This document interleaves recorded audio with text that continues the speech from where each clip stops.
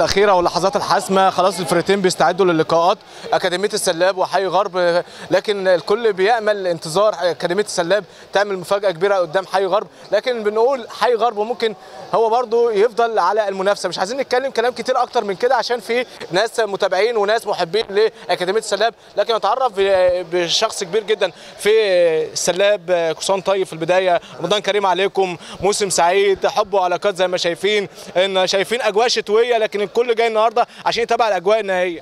محمد فتوح، حي غرب، شركة السلاب. استاذ محمد برحب بك في البدايه. استاذ محمد، شيء رائع جدا بشوفه في ظل الوجود.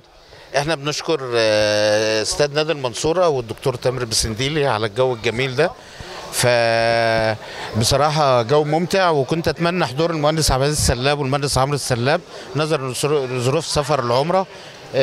احنا بنعمل الدوره دي كل سنه، بتبقى ممتازه جدا، بس السنه دي مختلفه عشان في الصاله المغطاه هنا في نادي المنصوره.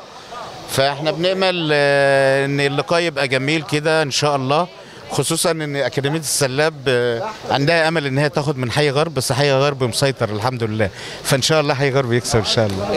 الامور صعبه جدا، شايف النهارده اجواء تحكيميه، اتنين حكام على اعلى مستوى جايين من كلام كبير جدا، شايف ايه الرساله اللي بتوجهها للاستاذ محمد يوسف اللي بيعمل الموده والحب والعلاقات الكرويه اللي موجوده في السلاب؟ استاذ محمد يوسف طول عمره انسان رياضي وجميل، وهو دايما اللي عامل اللقاءات الحلوه الجميله ديت بطريقته وطريقه المداعبات بتاعته بين الفريقين، والحمد لله بنتمنى ان يبقى اللقاء جميل ممتع، وكل سنه وحضرتك طيب، وبنامل ان حي غرب ياخد البطوله ان شاء الله. ان شاء الله ان شاء الله، احنا معاك واحنا معاك ان شاء الله لاخر نفس، وموجودين في النهايه وفي البدايه ان شاء الله هنشوف مباراه حلوه نستمتع بيها ان شاء الله. ان شاء الله مباراه جميله، ومتشكر جدا جدا لحضرتك واسره البرنامج الرياضي الجميل ده. شكرا.